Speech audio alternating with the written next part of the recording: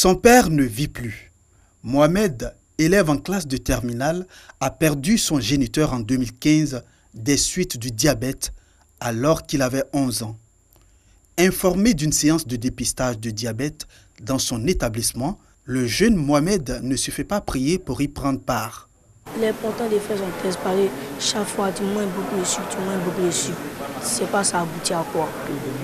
J'ai décidé de faire le test pour ne pas être surpris demain. Contrôle de tension artérielle, de glycémie, prise de poids et de tour de taille. Ils étaient nombreux à prendre part à cette journée de dépistage dans leur établissement. Initiée par le Lions Club Abidjan et Boris, cette journée de dépistage dédiée aux élèves marque le début d'une vaste campagne de sensibilisation sur l'étendue du territoire. Nous avons constaté que malheureusement, de plus en plus dans notre pays, le diabète et l'hypertension sont retrouvés très fréquemment chez les jeunes. Et nous avons décidé que la prévention était quelque chose d'important, car nous savons tous que si on détecte rapidement un diabète, ça permet de continuer à avoir une vie normale sans être handicapé par tout ce qu'il y a ensuite comme conséquence de ces maladies.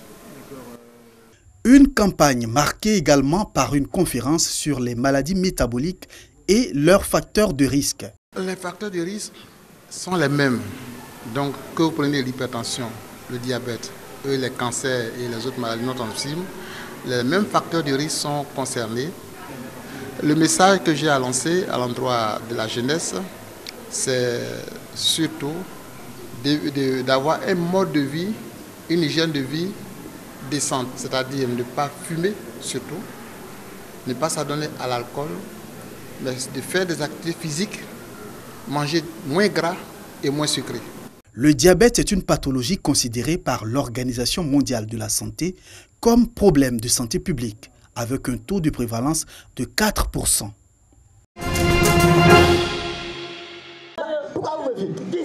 Lutter contre les violences faites aux femmes dans la région du Sud Comoé. Un objectif que s'assigne Alliance Côte d'Ivoire. L'institution organise ici sur la place publique de la ville d'Aboisseau l'édition 2019 des 16 jours d'activisme contre les violences basées sur le genre. Il est important qu'on se mobilise, que les cas qui sont cachés dans les communautés, les cas qui font l'objet de règlements à l'amiable au sein des familles, parce que c'est un oncle qui aurait été l'auteur du viol, parce que c'est un cousin ou une personne influente de la localité qui serait l'auteur du viol, que ces cas soient dénoncés et que les réparations soient faites. Malgré les efforts des gouvernements, des cas d'excision et d'autres violences conjugales faites aux femmes et aux filles sont régulièrement enregistrés à travers le pays.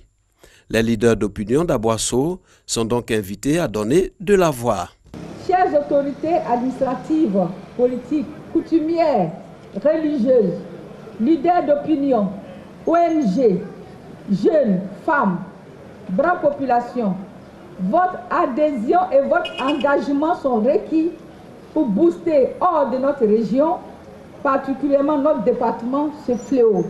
Nous allons sensibiliser les uns et les autres contre les violences faites aux femmes, les violences faites aux enfants et sensibiliser aussi sur les comportements nouveaux à avoir en matière de santé sexuelle et reproductive. Mikan Midier ou encore Je donne ma voix, c'est le concept d'Alliance Côte d'Ivoire dans le cadre des 16 jours d'activisme contre la violence basée sur le genre. En plus de la sensibilisation, il a été aussi question à cette journée des séances de dépistage gratuits de la tuberculose et du VIH. La qualité des services au sein des entreprises et la gestion des risques fiscaux, une préoccupation majeure pour les entreprises en Afrique. Pour rester compétitif, régulièrement le cabinet KPMG, spécialisé en audit, conseil et assistance juridique et fiscale, fait une mise à niveau des compétences de ses collaborateurs. On peut être un très bon collaborateur sur le plan technique, mais si on passe à côté de certaines procédures de gestion du risque, ça peut tout mettre par terre.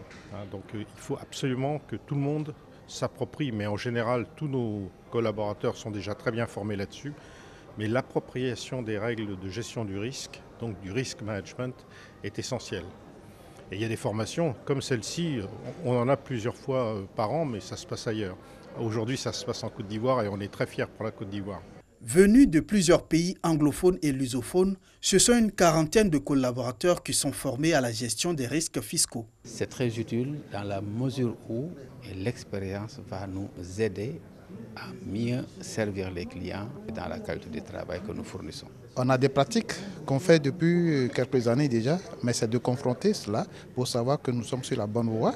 Et s'il y a des améliorations à faire, c'est le lieu d'apprendre et de l'améliorer. Durant 2 jours, ces professionnels seront formés pour faire face aux enjeux de qualité et gestion des risques pour l'activité taxe illégale en Afrique.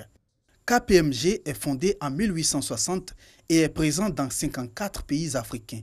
En Côte d'Ivoire, ce cabinet exerce depuis 1994. Sécurité transfrontalière, libre circulation des biens et des personnes, conflits fonciers sont entre autres les questions d'intérêt commun qui ont été au centre des échanges entre les autorités préfectorales et sécuritaires du district du Grand Djedé du Libéria et celles du département de Tout-le-Bleu. La réunion s'est déroulée à la sous-préfecture de Tiobli. L'objectif de ces échanges étant le renforcement de la coopération transfrontalière et de la cohésion sociale entre les populations vivant le long de cette frontière. Chaque fois que nous nous rencontrons, nous faisons l'évaluation de la situation. La situation qui est préoccupante de leur côté, c'est l'intrusion dans les forêts libériennes, l'intrusion illégale d'un certain nombre de personnes. Et nous avons décidé de nous concerter pour que cela cesse. La première chose d'abord, c'est de mettre en place des comités de surveillance. Dans toutes les localités frontalières, les chefs de village sont maintenant investis d'un certain nombre de responsabilités. Et c'est vrai que ce n'est pas évident, ce n'est pas un mur, il n'y a pas de mur entre nous. Et donc ce n'est pas facile de part et d'autre de contrôler. Mais ils ont mis des techniques en place. Je pense que pour le moment, ça fonctionne. Par rapport à cette situation d'intrusion dans nos forêts, je suis très heureux qu'on ait trouvé des solutions pour y remédier. La Côte d'Ivoire et le Libéria sont des pays frères. Nous ferons tout notre possible pour que la paix sociale soit préservée entre ces deux peuples. En plus de ces questions d'intérêt commun, le préfet du département de Tout-le-Bleu a entretenu ses concitoyens sur la couverture maladie universelle, le futur recensement général de la population et de l'habitat et les échéances électorales de 2020. Il a exhorté toutes les populations à maintenir la paix sociale.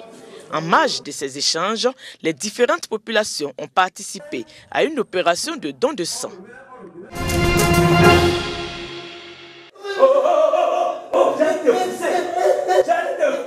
Pour ce 3e spectacle, c'est une pièce de l'auteur camerounais Guillaume Oyono Mbia, Jusqu'à nouvel avis, qui est présentée par les étudiants de l'école de théâtre de l'Institut national supérieur des arts et de l'action culturelle INSAC.